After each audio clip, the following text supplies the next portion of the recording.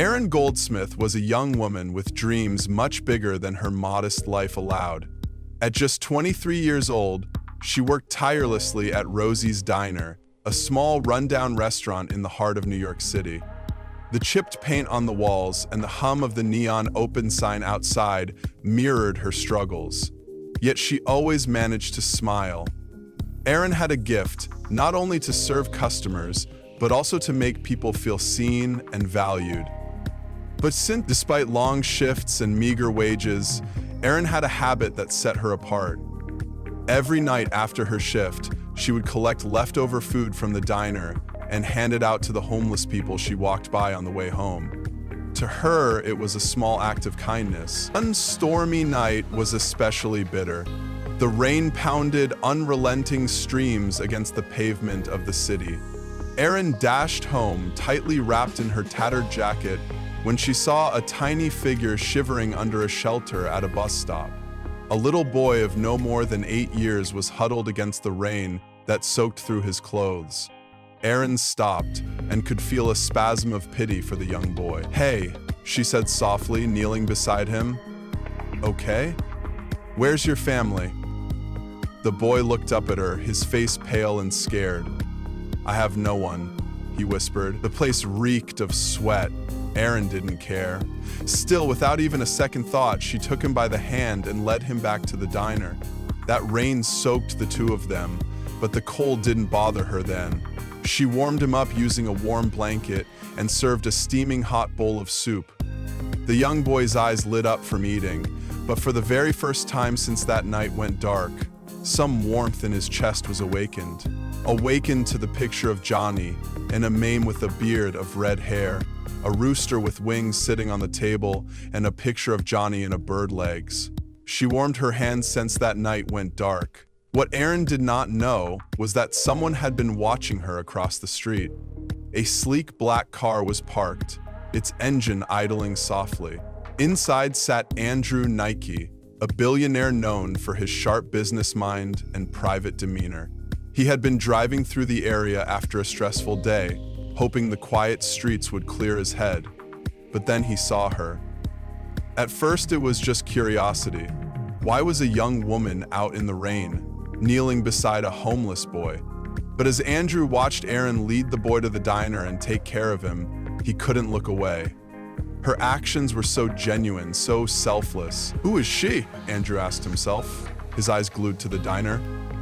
For the first time in years, he felt something stir inside him. A sense of wonder and admiration he couldn't quite explain. He jotted down the name of the diner and drove away, but the image of Erin stayed with him long after he returned to his luxurious penthouse. The next few days were a blur to Erin, juggling double shifts and taking care of her younger brother, who solely relied on her to pay school fees, was not giving her much time for thought about the boys she helped. However, the memory of his smile haunted her, boosting her energy. Meanwhile, Andrew could not get the waitress out of his mind. He had everything money could buy, but he could not forget the picture of her in the rain, soaked wet, providing warmth and kindness to someone who had nothing. It was not just her actions that caught his attention, but the purity of her heart. He wanted to. One evening, Andrew made up his mind. Dressed in a tailored suit that seemed way too formal for a diner, he walked through the door of Rosie's. The bell above the door jingled softly, catching Erin's attention. She was balancing a tray of plates, her hair slightly frizzy from the humidity, but her smile was as radiant as ever. Andrew froze for a moment, hit by the familiarity of her face. Erin greeted him warmly, as she did all of her customers.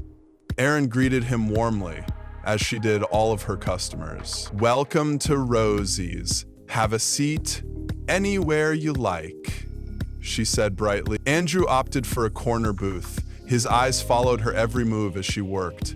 She treated everybody with the same kindness he had seen that rainy night. She helped an elderly customer count his change, offered a free coffee refill to a struggling mother, and even paused to check on a regular who seemed unusually quiet. Every interaction confirmed what Andrew already knew. This woman was extraordinary. She said, studying the labels on her coffee. Andrew watched her with interest. She controlled his violent interruptions.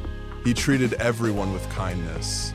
When his food was done, Andrew pushed Aaron's bill out in front of him without really speaking, but when he exited the restaurant, he slipped an envelope under his plate.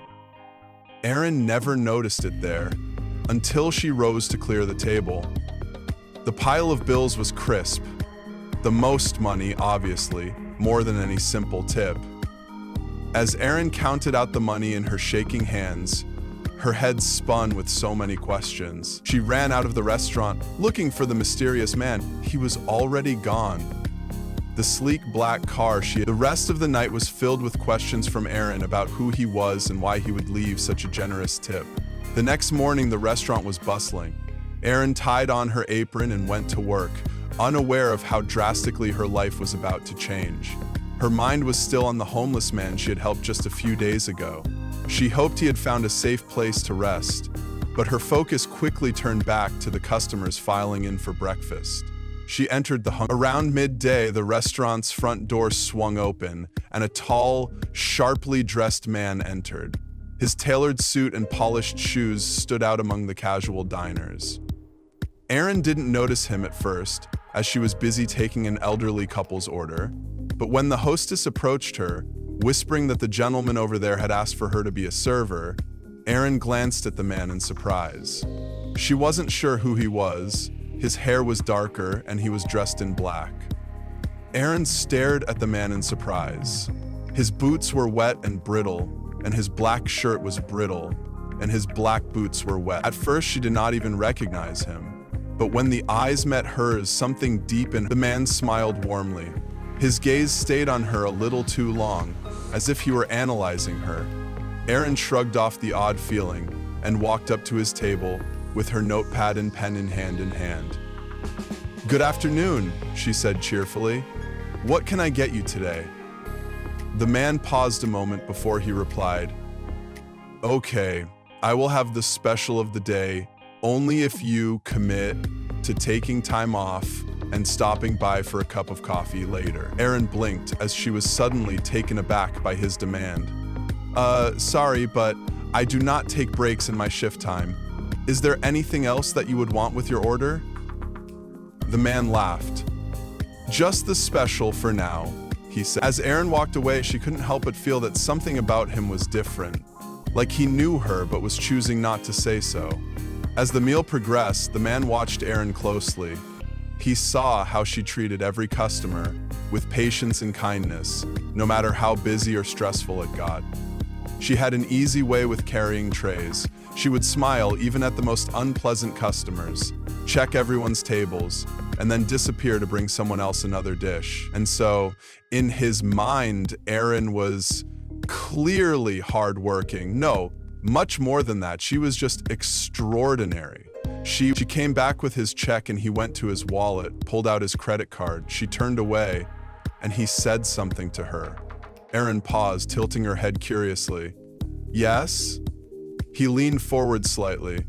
"Do you remember helping a homeless man on the street last week?" Her eyes widened in surprise. "Yes, I do," she replied. "How do you know about that?" He smiled knowingly. "Let's just say I saw something that day. A young woman who went out of her way to help someone in need. I was impressed by your compassion." Aaron blushed, a little embarrassed. "It was nothing, really. He needed help and I just did what anyone should do." "Not everyone would have done what you did," the man said firmly. "Most people would have walked by without a second thought." He handed her a folded piece of paper along with the bill. "This is for you," he said. "Open it after I leave." Aaron looked at the paper, bewildered, but too polite to decline. She watched as the man stood, gave her one last smile, and walked out of the restaurant. Her curiosity got the better of her, and she quickly unfolded. Beneath the staggering amount was a handwritten message. "Your kindness has inspired me. Use this to create the future you deserve. A grateful stranger." Aaron's heart began racing as she clutched the check. Her hands were quivering. She ran outside, looking up and down the street to see if this man was somewhere, but he was gone. Her mind ran with questions such as, Who is this man? Why would he be giving her something so unbelievable? That evening, sitting in her small apartment, Erin was unable to put the mysterious man out of her mind. She wanted to return the check. It was far too much money for her to accept. But there was no contact information on the note, and she had no idea how to find him.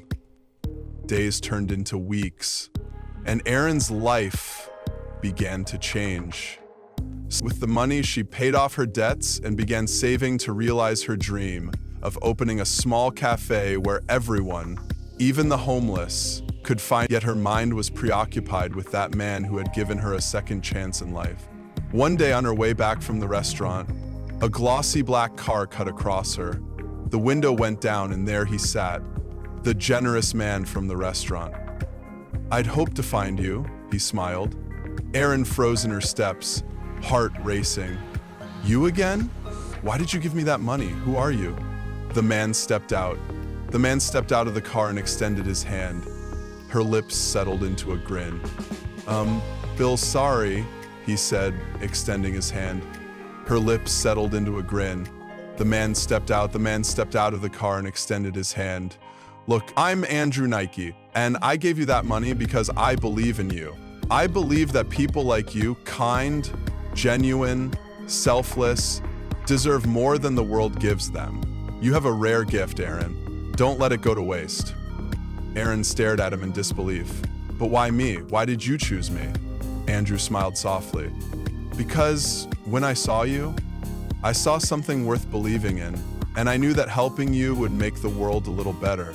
And Erin smiled, finally understanding. Her life had changed forever, and it was just the beginning.